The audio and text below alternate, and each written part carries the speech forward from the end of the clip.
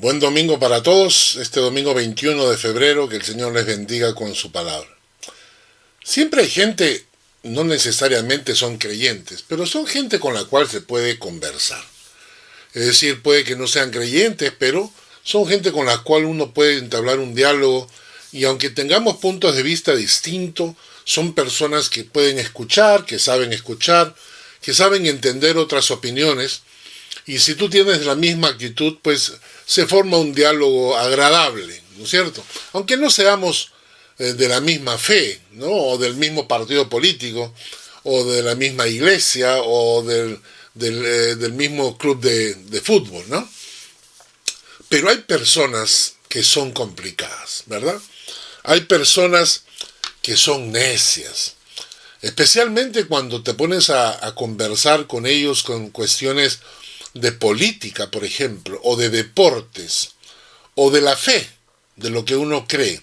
Son personas difíciles, son personas con las cuales uno no puede entablar un diálogo porque literalmente la Biblia les llama, son personas necias, ¿no es cierto? Y muchas veces nos toca convivir con ellos. A veces nos toca en el trabajo, algún compañero de trabajo, o nos toca en la casa o un familiar, alguien cercano a nosotros. Es complicado. David, en el Salmo 39, que vamos a estudiar el día de hoy, empieza en los primeros versículos hablándonos de esta situación. Según él, ¿qué debemos hacer cuando nos encontramos con gente que no es creyente, pero además es necia? Acompáñenme al Salmo 39. En los versículos 1 al 3 nos dice lo siguiente. Yo dije, atenderé a mis caminos para no pecar con mi lengua. Guardaré mi boca con freno, en tanto que el impío esté delante de mí. Enmudecí con silencio. Me callé aún respecto de lo bueno, y se agravó mi dolor. Se enardeció mi corazón dentro de mí. En mi meditación se encendió fuego, y así proferí con mi lengua. Para entenderlo mejor, vamos a leer esta porción, estos 3 versículos, en la versión internacional. En la nueva versión internacional lo traducen un poquito más claro. Dice así. Mientras esté ante gente malvada, vigilaré mi conducta. Me abstendré de pecar con la lengua. Me pondré una mordaza en la boca. Así que guardé silencio. Me mantuve callado. Ni aun lo bueno salía de mi boca. Pero mi angustia iba en aumento, y el corazón me ardía en el pecho.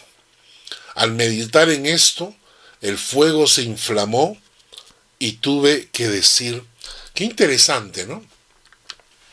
Vamos a ir estudiando esta porción comparando las dos versiones, la Reina Valera con la nueva versión internacional. Empecemos con el versículo 1. Yo dije, atenderé a mis caminos para no pecar con mi lengua. Guardaré mi boca con freno, en tanto que el impío esté delante de mí. La versión de la internacional nos dice, mientras esté ante gente malvada, está hablando de los impíos, ¿no? En tanto que el impío esté delante de mí. Mientras esté ante gente malvada, vigilaré mi conducta. Me abstendré de pecar con la lengua. Me pondré una mordaza en la boca. Debemos cuidar nuestra conducta, especialmente cuando estamos delante de gente malvada. En la versión Reina Valera dice, delante del impío. Y dice acá, me abstendré de pecar con mi lengua. Es decir, la verdad es que la lengua, en circunstancias así, cuando te encuentras con gente difícil, uno tiende a soltar la lengua y a decir cosas que no debemos decir. Hay un pasaje en Santiago muy conocido que nos dice, porque todos ofendemos muchas veces. Si alguno no ofende en palabra, este es varón perfecto, capaz también de refrenar todo el cuerpo. He aquí nosotros ponemos freno en la boca de los caballos para que nos obedezcan, y dirigimos así todo su cuerpo. Mirad también las naves, y aunque tan grandes y llevadas por impetuosos vientos, son gobernadas con un pequeño timón por donde el que las gobierna quiere. Así también la lengua es un miembro pequeño, pero se jacta de grandes cosas.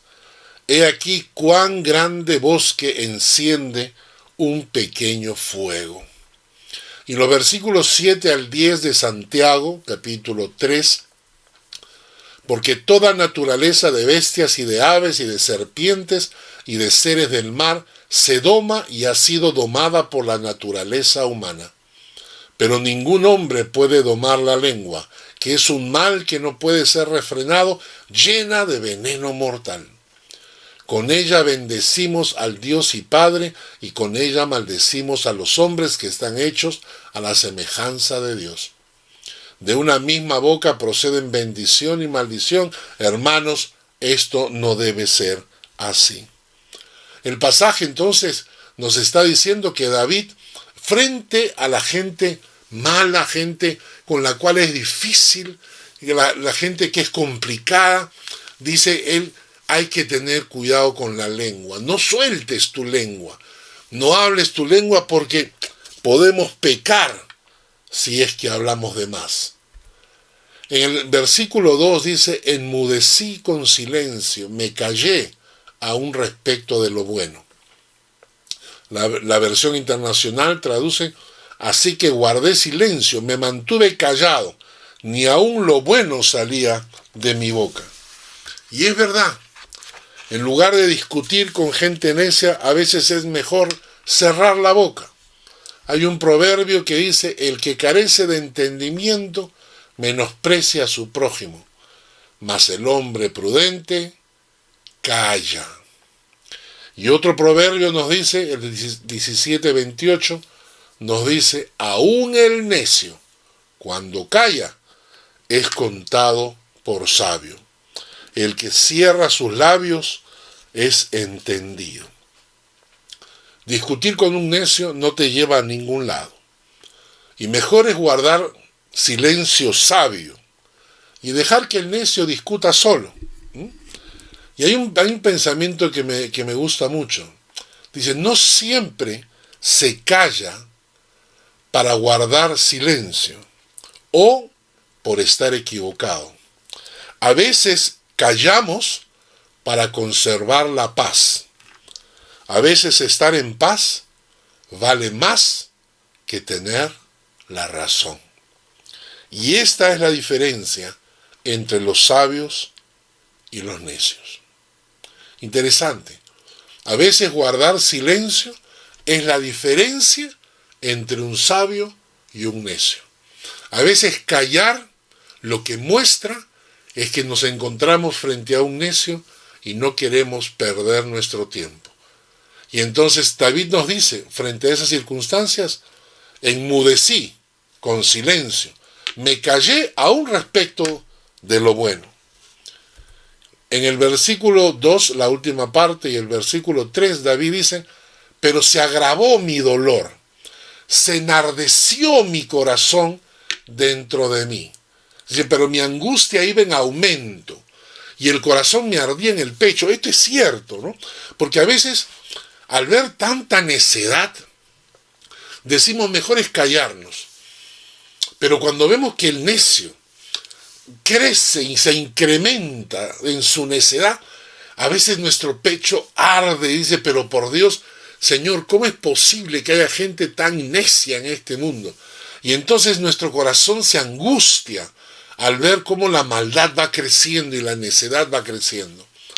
Y entonces David añade, en mi meditación se encendió fuego, y así proferí con mi lengua. Es decir, que cuando él estaba pensando esto, su corazón comenzó a como arder, y lleno de cólera, de ira, al ver la necedad de la gente. Y entonces David va a proferir unas palabras que son profundamente sabias. Vamos a leer los versículos 4 al 7. Hazme saber, Jehová, mi fin, y cuánta sea la medida de mis días. Sepa yo cuán frágil soy. He aquí diste a mis días término corto, y mi edad es como nada delante de ti. Ciertamente es completa vanidad todo hombre que vive. Ciertamente como una sombra es el hombre. Ciertamente en vano se afana, y amontona riquezas y no sabe quién las recogerá. Y ahora, Señor, ¿qué esperaré? Mi esperanza está en ti. Vamos a leerlo en la versión internacional. Hazme saber, Señor, el límite de mis días y el tiempo que me queda por vivir. Hazme saber lo efímero que soy. Muy breve es la vida que me has dado ante ti. Mis años son como nada. Un soplo nada más es el mortal. Un suspiro que se pierde entre las sombras. Ilusorias son las riquezas que amontona, pues no sabe quién se quedará con ellas. Y ahora, Señor, ¿qué esperanza me queda? Mi esperanza he puesto en ti.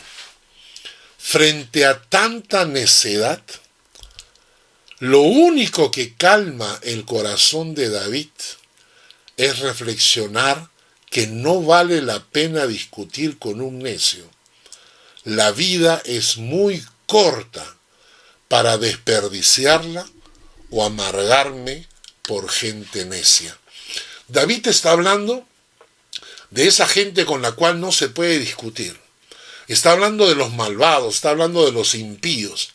Y David dice, frente a esa gente mejor es callar. No te pongas a discutir. Pero cuando ves la necedad, te da cólera, pues. Te da cólera. Y entonces, ¿qué es lo que calma el corazón de David? Lo único que calma el corazón de David es pensar que la vida es muy corta como para perder mi tiempo discutiendo con alguien necio. Y entonces David en estos párrafos nos habla acerca de esto, de la vida corta, de la vida es efímera, que la vida pasa volando. Y entonces, ¿por qué voy a desperdiciar mi vida? Quiero que analicemos el versículo 4. En el versículo 4 dice, hazme saber, Jehová, mi fin, y cuánta sea la medida de mis días. Sepa yo cuán frágil soy. La versión internacional dice, hazme, Señor, saber el límite de mis días y el tiempo que me queda por vivir. Hazme saber lo efímero que soy. Aquí David le está pidiendo a Dios tres cosas. Le está diciendo, hazme saber, Jehová, mi fin. Lo que le está diciendo es, Señor, hazme entender que voy a morir de todas maneras. Hazme entender que mis días tienen un límite. Hazme entender que no soy eterno. Quiero comprenderlo. La segunda cosa que le pide es, hazme saber, Jehová, la medida de mis días, o mejor dicho, el tiempo que me queda por vivir. La tercera cosa que le pide es, hazme saber, Jehová, cuán frágil soy. Y estos tres temas son interesantísimos, porque los seres humanos no quieren pensar en esto. En estas tres cosas son temas que la gente evade. Son temas que no se discuten, no se conversan, no se dialogan con los amigos. Hay que discutir de otras cosas más alegres, más felices, ¿no es cierto? La gente no quiere hablar de estos temas.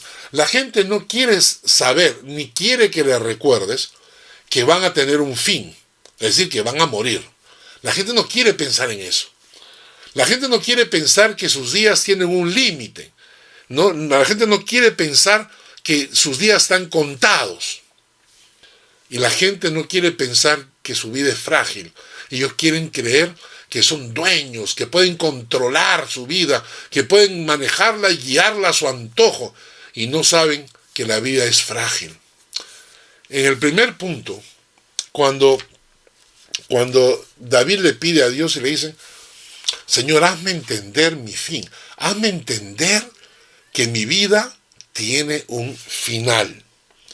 Y pasamos por nuestra vida dándole la espalda a esta verdad.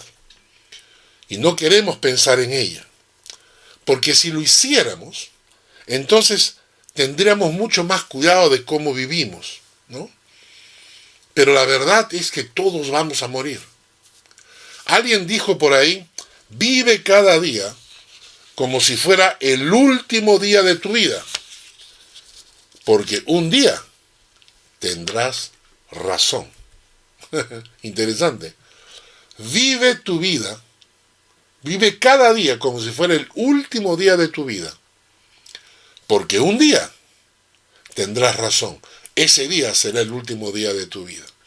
La Biblia nos enseña en Génesis, por ejemplo, que Dios dijo, no contenderá mi espíritu con el hombre para siempre, porque ciertamente él es carne, mas serán sus días 120 años. Y otro texto en Salmo 90 dice, los días de nuestra edad son 70 años, y si en los más robustos son 80 años, con todo su fortaleza es molestia y trabajo, porque pronto pasan y volamos. Y esa es la verdad. La verdad es que todos vamos a morir. Según el texto de Génesis, lo máximo que podría vivir una persona serían 120 años. Eso sería lo máximo en circunstancias, pues, el clima completamente puro, el aire puro, la comida absolutamente saludable. Probablemente llegaríamos hasta los 120 años.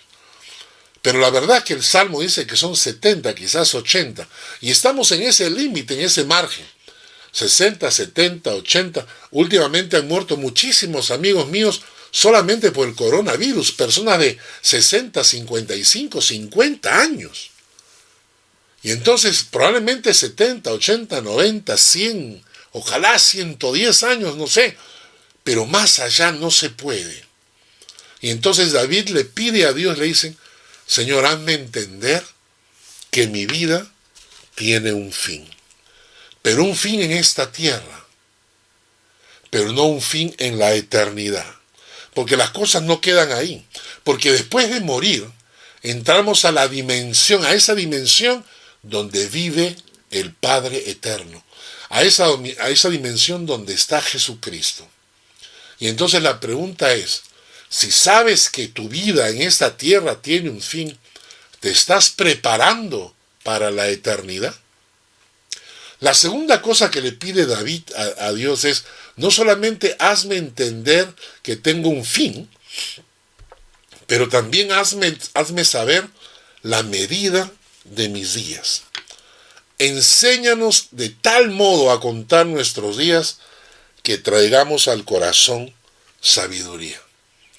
Si supiéramos el tiempo que nos queda por vivir, ¿cómo cambiaría nuestra perspectiva de la vida, verdad? Si supiéramos, por ejemplo, si tú supieras cuánto tiempo le queda de vida a tu madre, o a tu padre, o a tus hermanos, o a tus familiares, o a los amigos que quieres, ¿cómo los tratarías? Es decir, saber el tiempo. ¿Por qué? Porque Dios nos ha dado a cada persona una cantidad de días de vida. No lo sabemos, esto es cierto, ¿no? No lo sabemos. Pero cada uno de nosotros tiene su cierta cantidad de tiempo que Dios ha determinado. Entonces a uno le asignó no sé tantos días de vida, cuántos años de vida, pero Dios se los designó. Y entonces si supiéramos eso, seríamos como un niño que cuando recibe una bolsa llena de caramelos, al principio no sabe cuántos caramelos tiene, entonces se los come, los regala, los tira al piso, etc. Pero cuando se da cuenta que los caramelos se le van agotando, entonces comienza a tener más cuidado. Si supiéramos la cantidad de días de vida que tenemos, quizás cuidaríamos mejor nuestra vida. Quizás viviríamos mejor con nuestros familiares. ¿Cómo atenderías a tu esposa si sabes que tu esposa tiene 2 o 3 meses de vida? ¿Cómo tratarías a tu madre o a tu padre si supieras que tus padres tienen quizás 1 año más de vida y en 1 año van a partir? Nuestra actitud cambiaría. Cambiaría nuestra forma de ver la vida.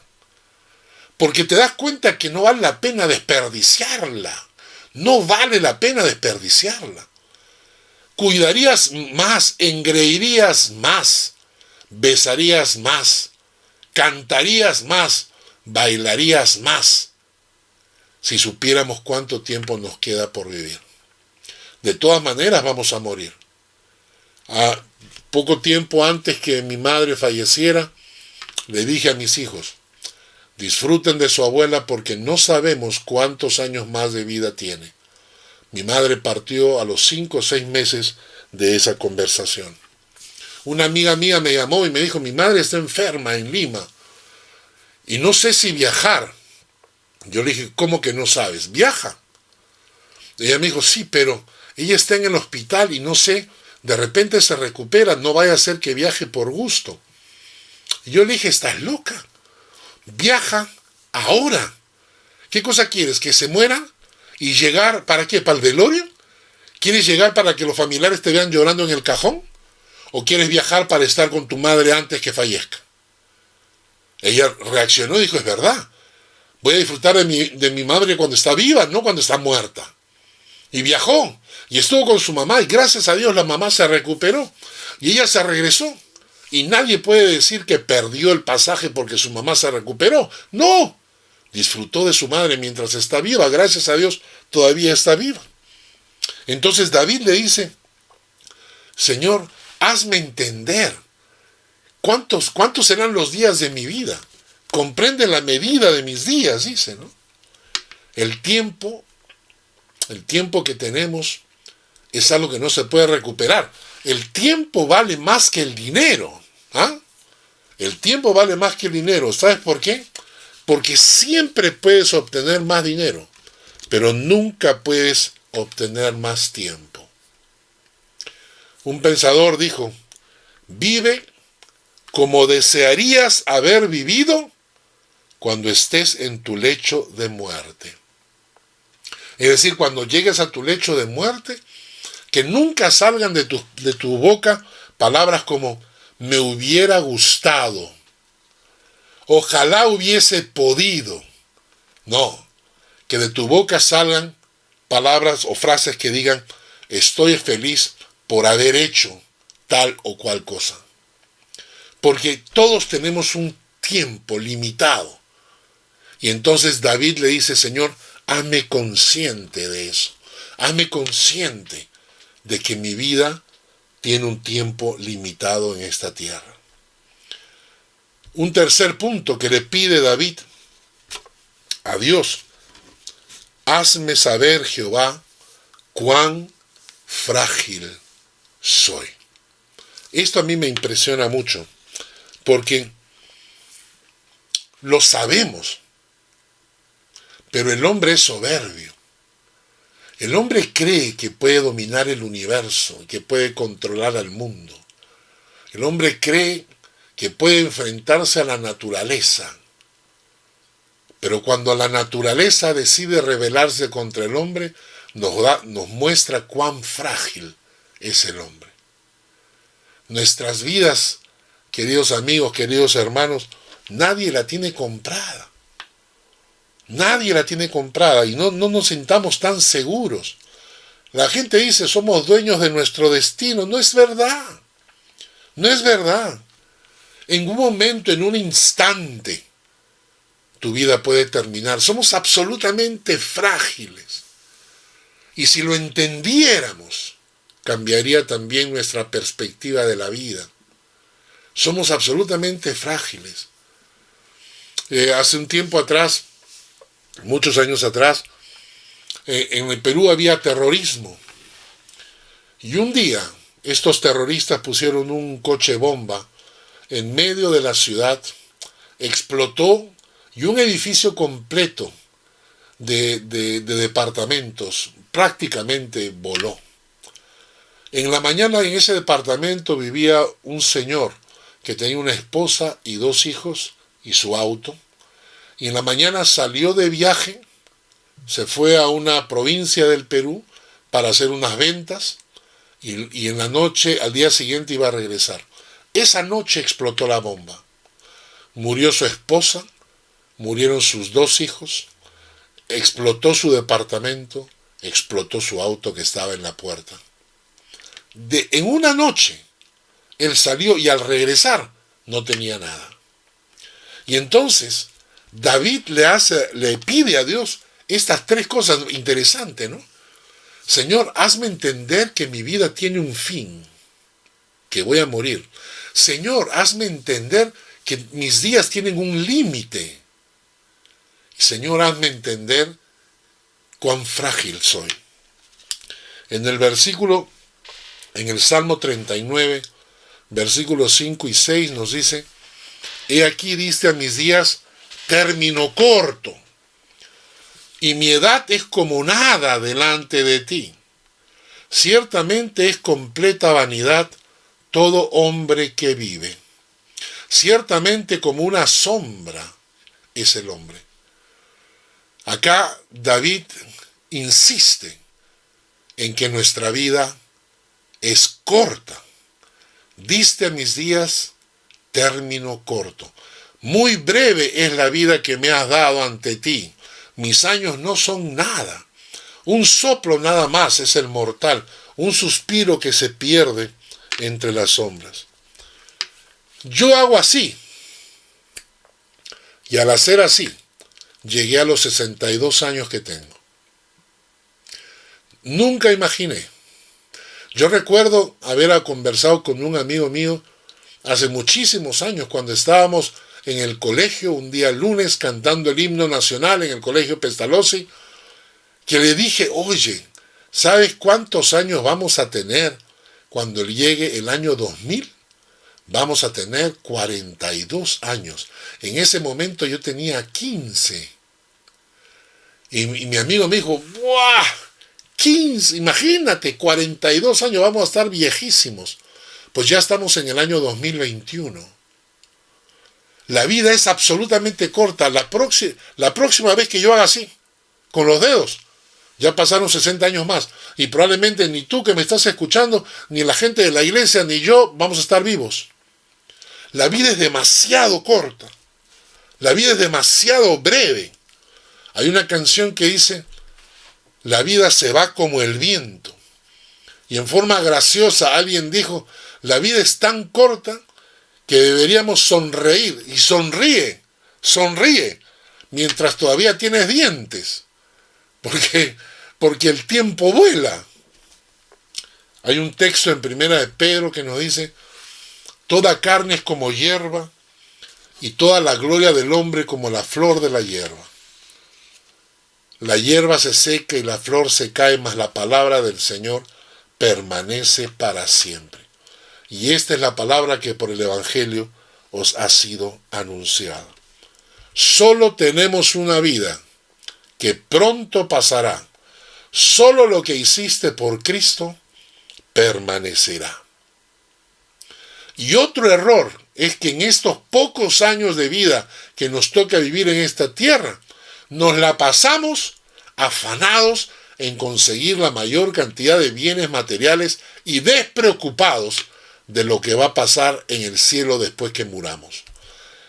El Salmo 39, versículo 6 dice: ciertamente en vano se afana, amontona riquezas y no sabe quién las recogerá. Y la versión internacional dice: ilusorias son las riquezas que amontona, pues no sabe quién se quedará con ellas. Y esto es absolutamente cierto. Nuestra vida es tan corta y pasa tan rápido que en lugar de estar preocupados en la eternidad, estamos preocupados en acumular la mayor cantidad de bienes posibles para luego morirnos y dejarlos. porque no podemos sacar nada. Esa es la historia del hombre en Lucas capítulo 12, que le dice, y les dijo, mirad y guardaos de toda avaricia, porque la vida del hombre no consiste en la abundancia de los bienes que posee.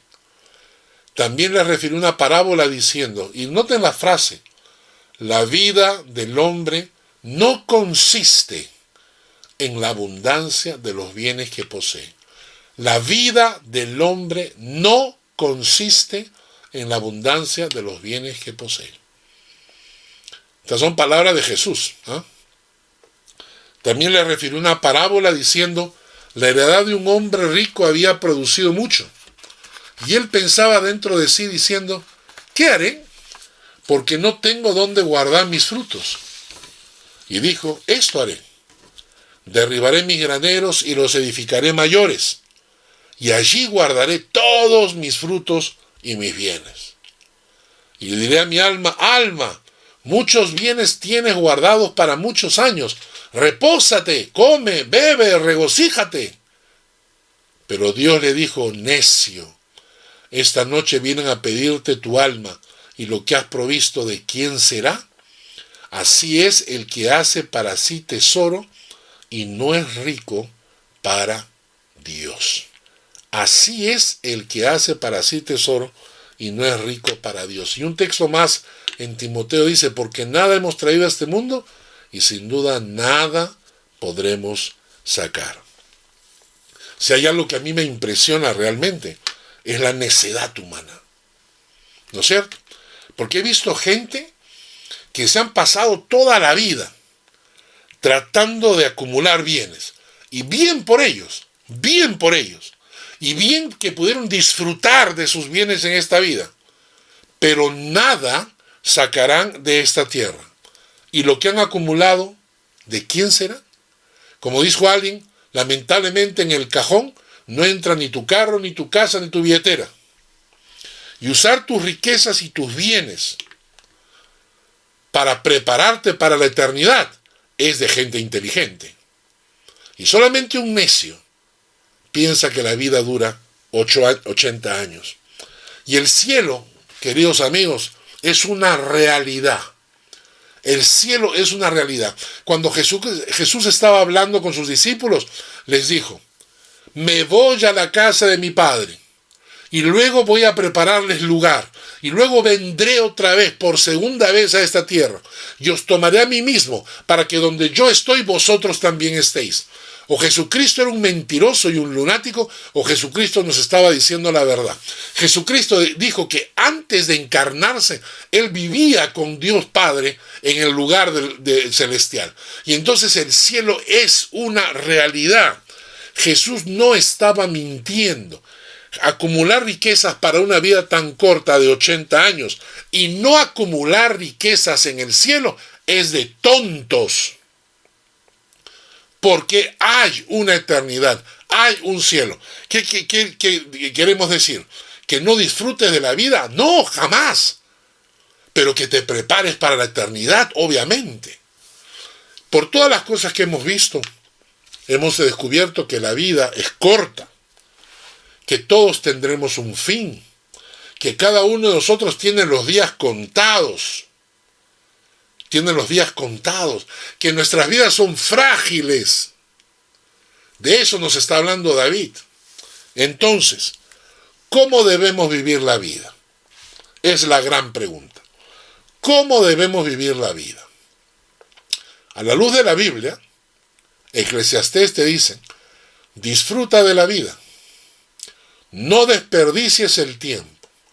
No dejes que nada ni nadie te robe la alegría de vivir.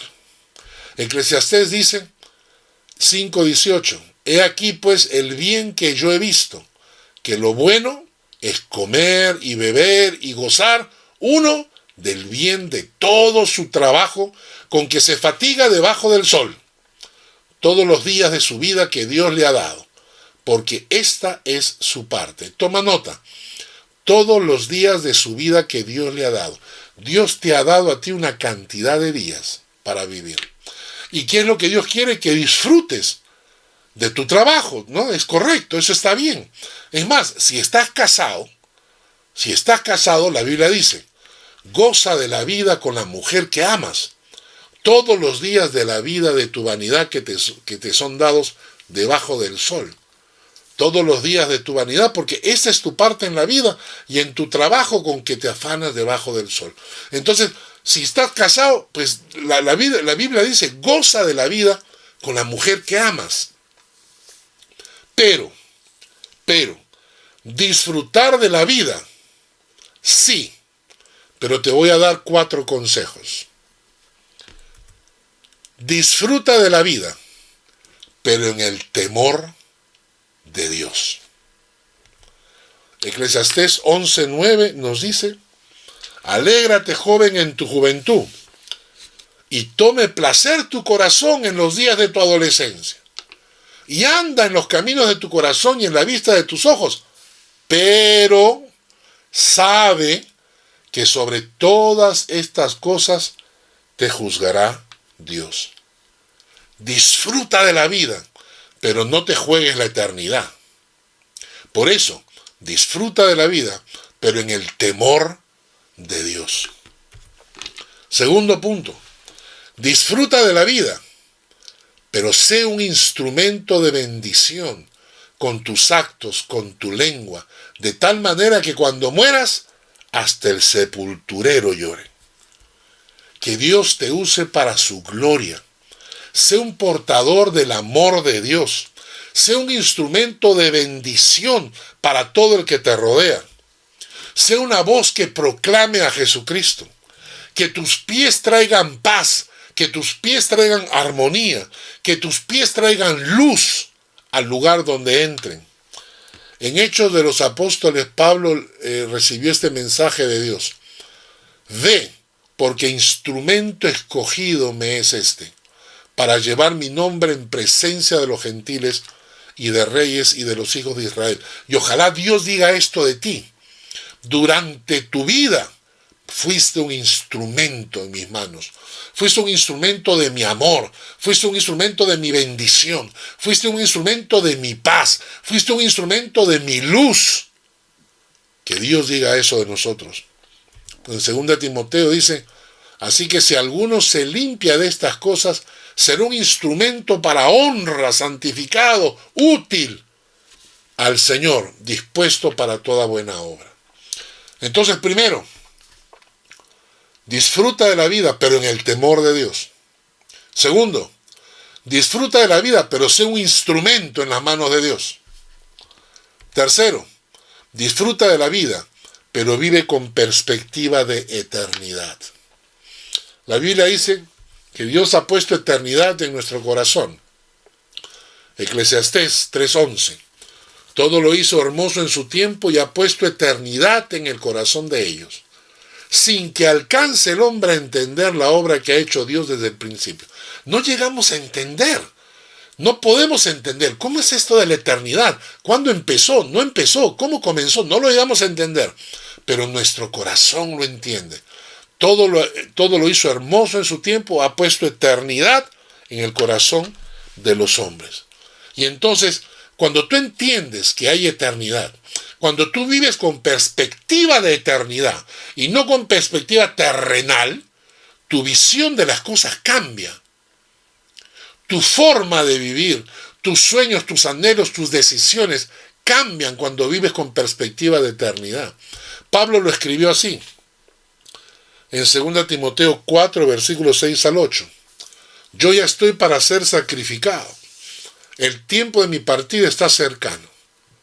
He peleado la buena batalla. He acabado la carrera. He guardado la fe.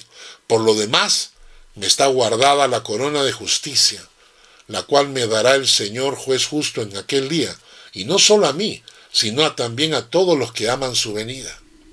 Y entonces Pablo, él ha vivido una vida con perspectiva de eternidad. Y entonces sí, hay que disfrutar la vida, pero disfruta la vida con perspectiva de eternidad. Piensa que tu vida tiene un tiempo aquí, pero luego continúa. Porque cuando piensas en la eternidad, entonces comienzas a tomar mejores decisiones, tomas mejores caminos, tu conducta, tu forma de ser, tu forma de vivir, comienza a cambiar porque quieres amoldarte y prepararte para tu eternidad. Por último, disfruta de la vida, pero haz tesoros en el cielo. El texto bíblico es conocido. Mateo 6 dice: no os hagáis tesoros en la tierra, donde la polilla y el orín corrompen, y donde ladrones minan y hurtan, sino haceos tesoros en el cielo, donde ni la polilla ni el orín corrompen, y donde ladrones no minan ni hurtan. Porque donde esté vuestro tesoro, allí estará también vuestro corazón. El texto es clarísimo. Jesús acá nos dice que ¿para qué vamos a hacer tesoros en la tierra donde la polilla y el orín corrompen y donde ladrones minan y hurtan? Si no, haceos tesoros en el cielo, donde ni la polilla ni el orín corrompen y donde ladrones no minan ni hurtan. Si hay algo que no entiendo, y quiero decírselos con todo corazón, hay algo que no entiendo. Es como los creyentes, sabiendo que se nos viene una eternidad, vivimos la fe en una forma tan mínima, en una forma tan superficial, en una forma tan de baja categoría, baja calidad, nuestra fe, pensando que luego en la eternidad vamos a salvarnos, pero por los pelos, ¿no? Es decir, vamos a entrar a la eternidad, pero, como dice Corintios, así como por fuego, es decir, con las justas. Vamos a entrar a la eternidad con las justas. Nos va a corresponder los últimos puestos en el cielo. Y vamos a vivir la eternidad en los últimos puestos en el cielo. No lo entiendo. Porque si tú no crees en la eternidad, lo entendería. Si tú no crees en la eternidad, lo entiendo. Tú vives tus 80 años acá y disfruta todo lo que puedas porque piensas que a la hora de la muerte ahí queda. Y cuando mueres, pues pasarás al infierno y ya es tu problema. Pero no entiendo cómo los creyentes, sabiendo que hay eternidad, no se dedican a hacer tesoros en el cielo. No lo entiendo. Y lo único que hacen es vivir una vida tan superflua, una fe tan barata, que cuando entren a la presencia de Dios les tocarán los últimos lugares en el cielo.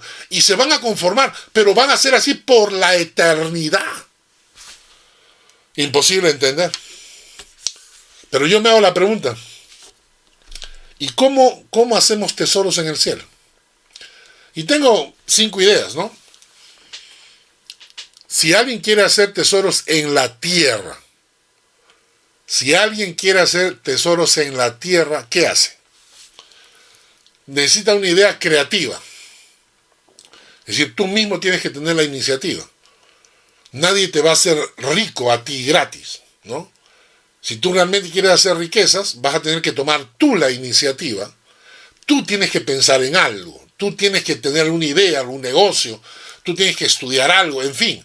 O sea, tú tienes que tener la iniciativa. En segundo lugar, tienes que trabajar duro. Estamos hablando de hacerte rico acá en la tierra. Trabajar duro, disciplinado. Tercero, vas a tener que invertir tu tiempo y tu dinero. Vas a tener que invertir tiempo en el negocio, invertir tu capital, lo que fuese.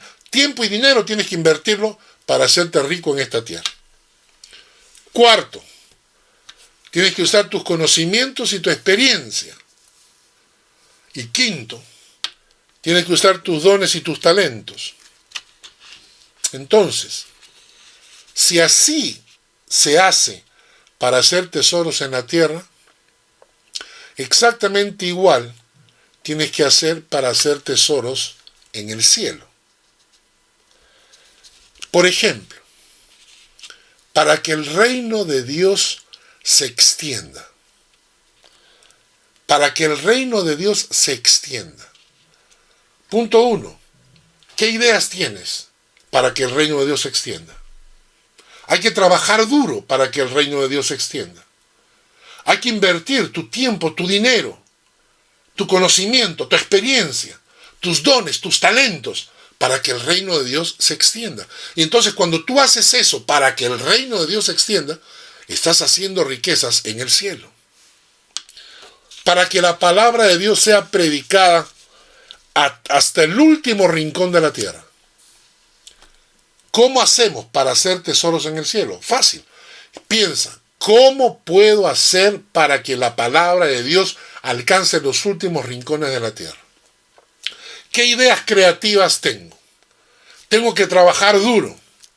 Tengo que invertir mi tiempo, mi dinero, mis conocimientos, mi experiencia, mis dones, mis talentos, para que la palabra de Dios alcance los últimos confines de la tierra. Para que mi iglesia crezca.